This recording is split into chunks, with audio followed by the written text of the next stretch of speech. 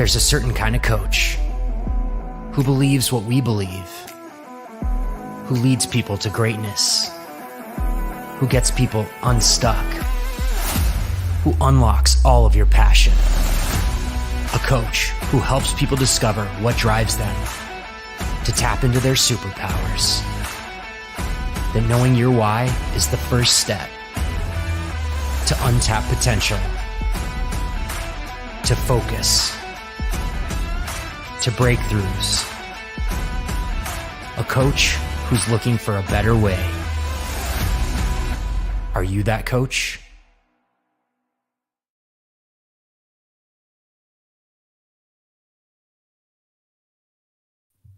Hey, good afternoon, good morning, good evening, wherever you are in the world.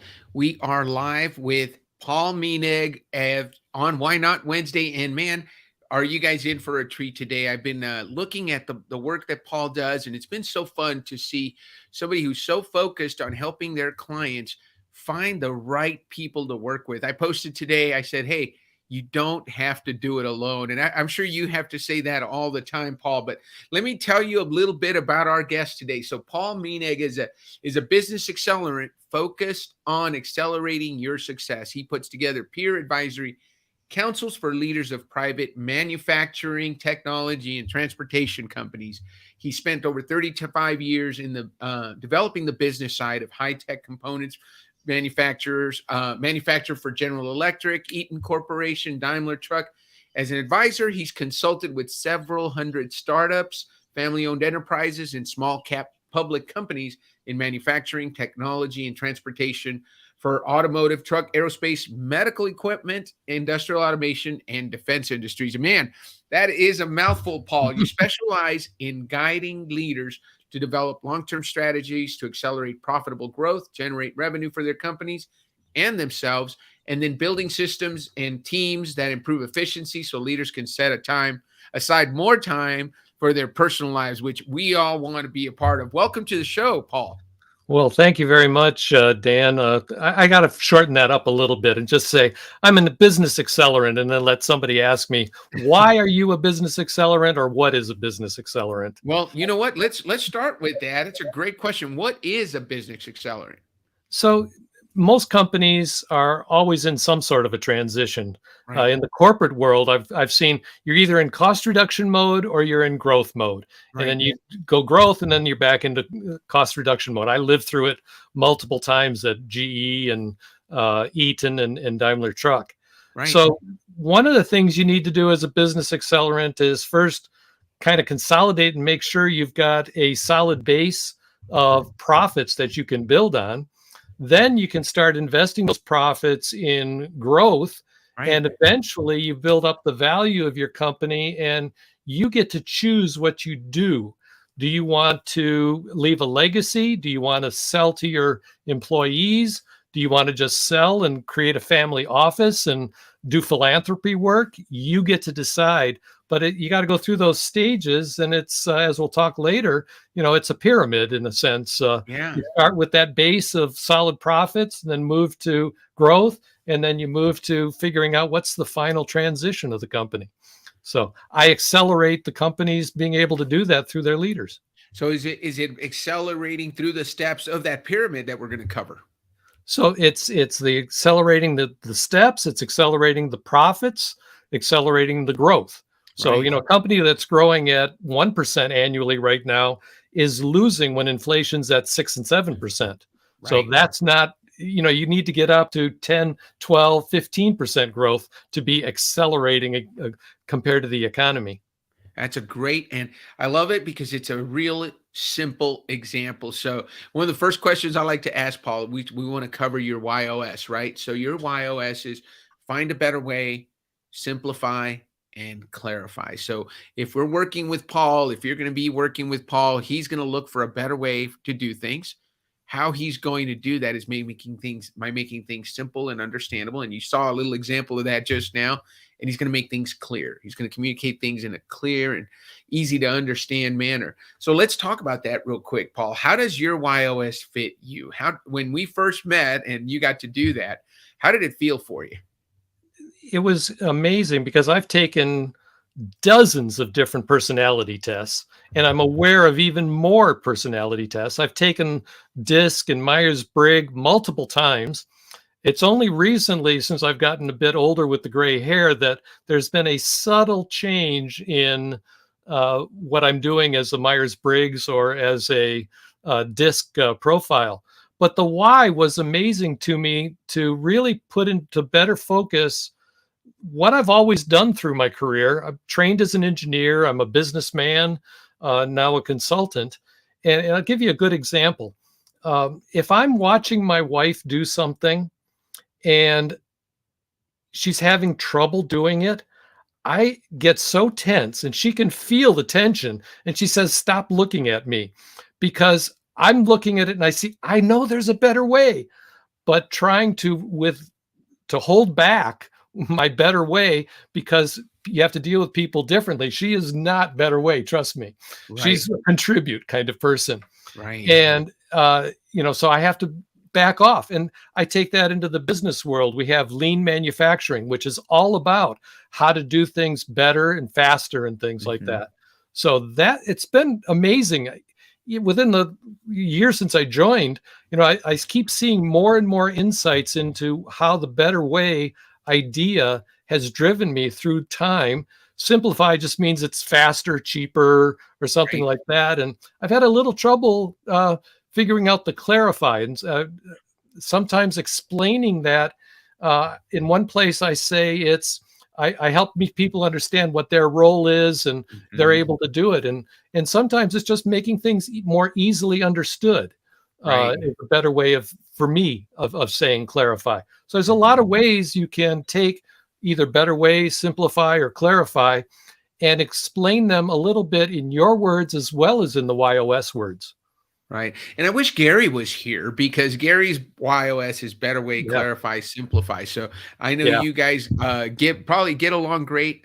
One of the things we know is when we talk to people who have the similar top three as we do, those conversations are so easy. And as you've given the WHY.os to people, I'm sure as you run into other better way people, you guys are probably like bosom buddies, right? Hey, let's find a better way. Let's work together to find a better way. Oh, that's why I've been involved in engineering and entrepreneurs and innovation. It is fun to have a brainstorming session and figure out how you can do something better, and get rid of those people who are the people are going to be the naysayers and say, well, we can't do that. And, of course you can. We're a very positive kind of group of people. Yeah. And I love, you mentioned one of the things better way people love to do. Brainstorming is so fun. My how is challenge. So challenge and better way tend to get along really well when it comes time to come up with ideas, how to do things differently. Difference is obviously you're going to want to do it better. I want to do it different just to be different. You want to reduce risk, which is good. Yeah. Especially in the business world. No, I love it. And so let me ask you this. You've got a book, Paul, Accelerating from Start to Finish. Tell us about your book, Aligning 7 Forces for Business Success. That's a great title. So tell us a little bit about your book. What's one thing they're going to get out of that book? What's probably the biggest thing you would want somebody to get out of that? They will learn how to take the wisdom and discipline of a large corporate company and scale it down and apply it to a small private company that has a lot of enthusiasm and a can-do attitude. Love that. Hey, again, not a lot of words from Paul, right? But we got it there, and I'm glad we're recording this. Jerry Fletcher, who introduced us to each other, is on. He says, "Good to see you, Paul. Pardon my late arrival." Lynn Everard is saying hello all the way from Florida, and I know that Danica. You know what? I forgot to say this, Paul. Happy New Year. Thank you for the reminder, Danica. Happy New Year to you. I hope you had a great holiday, and thank you for being our first guest of the year. I'm happy to do that. And by the way, my wife was raised Serbian Orthodox, so we get to celebrate Christmas again on Saturday, January 7th, because some of the Orthodox Christians refused to change the calendar by 10 days. That's right. My daughter, my 11-year-old daughter, knows all about that stuff, and she talks about the years being just a little bit off and the days being a little off. So she's going to listen to this and say, "See, I told you, Dad." So let's talk about this real quick. So you talked about your better way why and how you see it and everything you do. How's it played out in your life? And when's the first time you remember saying, "There's got to be a better way to do that"? Well, I would say it was probably when I was delivering newspapers as a kid, Really? when I think about it, because people don't remember these kinds of things where you had this big bag that you put on your handlebars, Yep. and if you were really good at doing newspaper deliveries, you had handlebars that had real high, because Right. then it could hold the bag. But Right. how do you quickly fold all those papers? Here it is, 4:30 in the morning. You go to Yep. this crazy podunk place Yep. in order to pick up your papers. You got to get them out and you got to get them delivered by 6 a.m. Right. throwing them. And then you get really good at throwing them. It's a little bit of practice. There's got to be a better way of throwing those papers to make sure they land on the step or the porch or the Right. sidewalk. So that's probably the first time that I realized I was a better way kind of guy. And did you do what every better way person does? Did you share it with your fellow newspaper delivery guys and say, "Hey guys, I figured out a better way"? Probably not at that point in time. Yeah. Yeah. Maybe So that was something I learned a little later, to share and not be so competitive. right, right. Because one of the things we know about better way people is they figure out a better way and they share it. And you've done that. Yeah. You published a book, right? Hey, you found a better way to get the big company stuff to the little guys, and how to do it better so they can conduct their business like those large companies do. Tell us about, I posted about this today. I'm really excited to hear about this. How does a peer advisory council represent a better way for companies to simplify their business and clarify their expectations and outcomes? Well, if we take what I said about the large company bringing it down, Right. a large company has a board of directors who are there to help the CEO and the management team, and you probably have to pay them about $250,000 per person to be part of your board. It's required by the SEC, if you're a public company, that they have to be independent board members. Then you get down into larger private companies, and they can probably afford a board of advisors, maybe a smaller board than a public company, and they're probably going to be paying on the order of $50,000 for a board member, but they have fewer of them. A peer advisory council lets you get in for much less money and have 10 CEOs that sit around the table with you and provide advice on what you're asking about. You could have a challenge that you need some advice on. You could have a problem with an employee. You could have an idea that you have for a new product or a new way of selling, or you could have an opportunity to expand into geography. And so if you've got 10 people around the table with you, take that geography one. I'll bet one of those 10 people has already had the opportunity to expand from one state to another state and deal with all of the legal and financial requirements associated with that, or have expanded to Asia or to Europe or even Africa. And so they can help you with the problems you have with thinking that through and advance quickly how you're going to get there. So you get a better way of doing it, and as a result, things get done more quickly. So one of the things that I know our listeners are going to be tuned to is the fact that you can do it for a lot less money. So what's in it for them, and versus what's in it for you? How do you compensate that board? And I'm sure that's part of what you optimize for them. So as a moderator, I find the people. It's like Right. building a board. You have to find the right people who can work together, Mhm. who can deal with the issues. That's why I'm specializing in manufacturing, technology, and transportation, because those are three things that are consistent throughout my Mhm. career. And I can help figure out who are the right people and address what are the issues that are there and get that team to be helping each other. So the payment varies depending on the market you're in, the Right. level, the size of the company that you're in. But you're talking anywhere from $500 to $1,000 per month for the services. Right. Some companies I know are charging even more than that. Right. And so there's an idea of the price level that you're talking. And so if you get 10 people, that's my business model. But Right. their business model is they're only paying $12,000 to have a board, instead of paying $40,000 per person, or if they're a Right. public, even more. Right. That makes a lot of sense, Paul. So tell me about this. You're using the WHY.os to create these boards. So, maybe, and you let me know when you want us to show your pyramid, but man, that sounds like an important part of how you make up the board. So tell me how you're using it at the beginning. So there's two things about the why. One is WHY.os for yourself, so that you understand. Then there is a team WHY.os, and Mhm. I would do it in terms of your own company. Right. In the leaders within your company, just like some people take and they'll do DISC with everybody in their Right. leadership team so that they can understand better how they behave. Right. But DISC doesn't tell you why you behave that way as well as the WHY.os does to me. Right. So I would use it for the individual, and then I would use it for their team, and I would Gotcha. use it for the peer advisory council itself to make sure that the people are together and they understand each other and can learn better how to work together. So let's take a look at that pyramid that we mentioned. I Sure, mentioned let's it in bring that up. terms of the business, but I love the number 7. It's a very biblical number. And most people talk about everybody needs values and culture, and they need a mission and a vision statement. Right. And they usually show it as, let's put the vision at the top or the mission at the top, and then the strategies, and then the goals.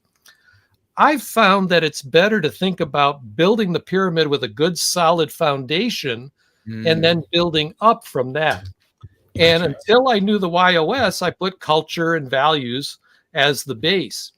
And now I see how WHY.os is an even stronger portion of that base, because what you value is going to depend on your why. And how you demonstrate that, the values, the culture that you create, is kind of going to be your how.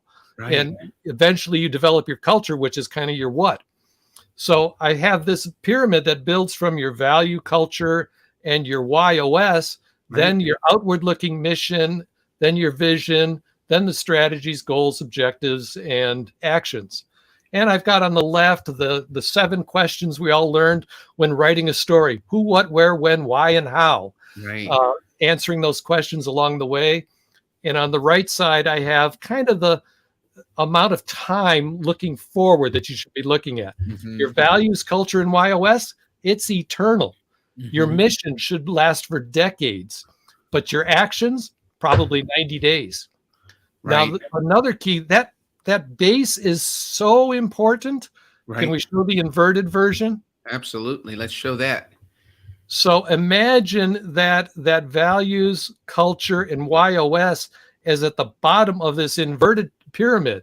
If you don't follow your why correctly, if you don't implement your why, if you're not consistent with yourself, you're like a teeter-totter, and your whole business is going to fall over. That I love that visual, right? So if it's not consistent, then you're going to teeter-totter, and that's holding everything up. Yeah. Very good, very good. So, Paul, one of the things you've been good at, and I saw it on your LinkedIn profile, you talk about your WHY.os in just even on your LinkedIn profile in your about section. What have you done to broadcast your why operating system to people? I'm doing it on LinkedIn. I do it in my roughly once to twice a month newsletter that goes out to about 5,000 people. And anybody can go to my website and sign up. You give me your email address and name, and I'll be happy to send that to you regularly. Excellent. It's on my website. So and you publish your newsletter. It's on your website, and you send it out. Yeah. Fantastic. Fantastic. So let me ask this question, because this is obviously the name of the show is Why Not Wednesday. So I always like to ask this question. Tell me about a time that you said, why not? And I noticed, in pre-show, we talked about what is your biggest why not moment? A time you said why not to something and it worked out for you, and you're glad you said why not. Because, I think I put this on the show description, at the end of our life, we don't regret the things we did. We regret the things we didn't do. So we regret the times we didn't say why not. But tell us about some of your biggest why not moments. I'll perhaps talk about 2. All right. The first one would be we were living in Kalamazoo, Michigan. And I had an opportunity to move out here to Portland to work for my largest customer. And my kids one was about to start junior high. The other was about to start high school. Wow. And we were close enough to family that we could visit them regularly. 3 of our parents had passed. One was still living. Okay. And I struggled with, was it a good decision to come or not? I prayed on it. I thought about it. My wife and I discussed it. And finally it came, I'm an engineer, so I have to look at things, from every possible perspective. And no matter how I weighed it, I didn't know what to do. So it came down to, why not? Let's give it a shot and see what happens. And it has turned out to be, a very good decision, the best decision we made. Made lots of new friends here on the West Coast. I don't like the time it takes to travel to the East Coast, but that's the way it goes. Let's see, the second one that I was going to just mention, like all people my age, it just kind of slipped. That's okay. Out of my way. It'll come back in a second. Well, you were talking, you were working with GE Aerospace, and just weeks after getting married. Yeah, no, I thought this one wasn't in the pre stuff, but I was thinking about it. At 11 years ago, when I became a consultant and left the corporate world, it was another one of those why not moments. My corporation, Daimler Truck, had changed its medical benefits. That was extremely important to me, but I was 5 years younger than I expected to be. So again, I weighed through all the decisions. It was leaning a little bit more towards, okay, it makes sense to exit, but what do I exit to? I had planned to become a consultant, but I hadn't made the preparations yet. I was 5 years ahead of where I was going to be. So that was a big why not moment. And I freely tell people that if I had not gotten out when I did, I would not have made it to 45 years of marriage this last year, because the pressure in that corporate world was so great. It was driving a wedge between my wife and I, and being out on my own and being able to be here at home working most of the time is great. So there's another why not that was life-changing. Life-changing. I wanted to, Gary's on. He says, "This is great, guys. Good to see you on, Paul." But when I asked the why not question, Scott Holderson said his why not moment was when someone asked him to take an assessment once. And what I love is his second comment. He said, "It changed everything. Understanding has a way of doing that." So I'm looking forward to talking to you soon, Scott Holderson. And you got a little love from Bella Sanchez. He said, "Hi, Paul, loving this." So you've got a few fans out there listening, Paul. So, first of all, thanks for sharing both of those stories, because I think it's important to see. I think you said 5 years too soon. So you had an age at which you wanted to make your exit from Daimler. But that decision was pushed forward by circumstances.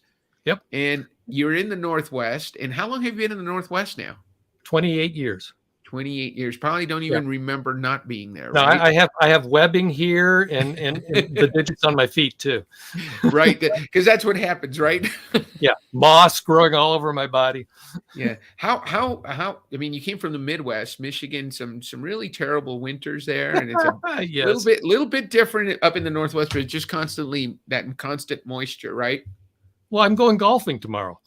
You don't get to do that in Michigan, I guarantee. No. Nobody in Michigan is playing golf tomorrow. It's going to rain, so I'll have rain gear on, but I'll be warm enough. You mentioned it earlier. Your wife has a different WHY.os than you, and I really love that you shared this in the pre-show. You've done this with your whole family. You did it for your whole family, and so that was your kind of your first team WHY.os. What's your wife's WHY.os?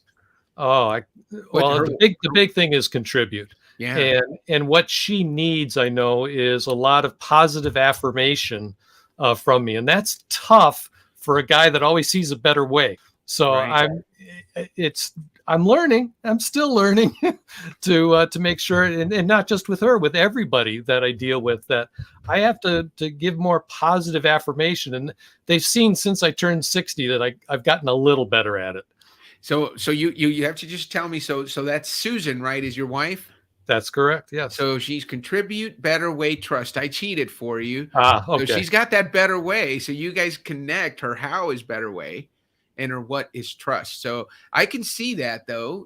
You her how meshes really well with you, and Gary says I feel that, Paul. It's not easy. I tell people, I thought, that thing that you have some struggles at 7 years, that, once you got past that, it was done. But I saw my parents who made it past 40 years, still arguing and going silent for a couple of days till the day they died. My brother is 81 and his wife's 80. They've been married 60 years. They got married young, and they still have days where they are, like cats and dogs with each other. So it's a challenge. We're all different, and it's really tough to take that into account and make sure that you're being sensitive to the other person's YOS, Right. and not just your own YOS. So that's great. So that's really great that you brought that up, because how has it impacted the way you deal? I see Kim is on here. So is that your daughter? Oh, could be. Kim, if she's got the last name Menig, it is my she does. daughter. Mastery, clarify, better way. So you spread that better way out. Your daughter's got it. You've got it. Fantastic. How has it impacted those relationships? You mentioned a little bit about, you kind of have to look out for that, and I'm sure you use that with your advisory boards too, right? Yeah, it's amazing. You change your as you learn more and more about yourself and more about others.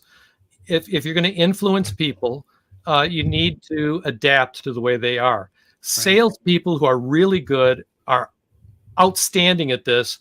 And over my career, I've learned that's why they often become CEOs. Mm-hmm. They know how to influence other people because they know how to adapt to another person's approach to things, and they know how to get into their heads and help convince them of what needs to be done. Now, with children, it's a little bit different. I mean, parents grow up knowing that their kids are different. Right. Their kids learn. My grandchildren are 5.5 and 3. They already know the difference between moms and dads, and grandma and grandpa, and Bubba Papa, as to how to approach them. They learn it innately as to what they're doing. And so you do the same thing in business. If you've got a close associate with you, you know that you mentioned, we were talking your challenge. So if you get a CEO and he surrounds himself with all better way people, right, that ain't going to work. Right. You need the challenge, you need the contribute, and you need the others, because you can't all lead and you can't all just be having better ideas, or you'll never get anything done. So the same thing with the peer advisory council.